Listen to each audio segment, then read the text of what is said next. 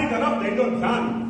Vibrant city અમદાવાદથી હું દીક્ષિત અને હું દીપા તમને નમસ્કાર કરીએ છીએ. અમદાવાદ એટલે હેરિટેજ સિટી, દિલદારોનું સિટી. અને આ મારા મિસ્ટર છે ને મુંબઈના. પણ મુંબઈમાં તો છે ને એક જ પાંજરાપોળ, પણ અમદાવાદમાં અગણિત પોળ. પોળમાં ગલીઓ અને ગલીઓના મકાનમાં સંસ્કૃતિની સુગંધ. जब कुत्ते पे सस्ता आया तब अहमद शाह ने अहमदाबाद शहर बसाया. અને સન 1411ની સાલનો એ ઇતિહાસ અને આજે પણ વિશ્વમાં આપણો ડંકો. સાબરમતી આશ્રમની શાંતિ અને રિવરફ્રન્ટની રોનક, અટલ બ્રિજનો સનસેટ અને કાંકરિયા લેકની મોજ.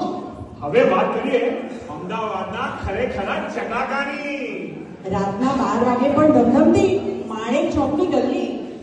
ગરમા ગરમ જલેબી ફાફડા, મસ્કાબન, ચા, ભાઈ વાહ. અને તમે દાળ વડા કેમ ભૂલી ગયા? જસુબેનના પ્રખ્યાત પિઝા યાદ છે કે નહીં? ખરું એક કાયમો છે. અમદાવાદના પતંગ પર્વની તો વાત જ ન્યારી. આકાશે જાણે ઓઢી રંગોની ચાદર ન્યારી.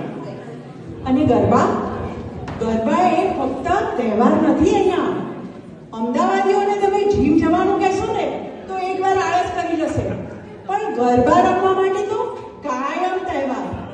ગરબા એટલે આપણા હૈયાનો ધબકારો છે, અને એ ધબકારે આખે શહેર ઝૂમે છે. વેપારમાં નંબર 1 પણ દિલથી સાવ દેશી. અને આવું ઇતિહાસ અને મોડર્નિટીનું પરફેક્ટ મિશ્રણ એટલે આપણું સ્માર્ટ, રંગીલું અને ગરવું અમદાવાદ. જય જય ગરવી ગુજરાત.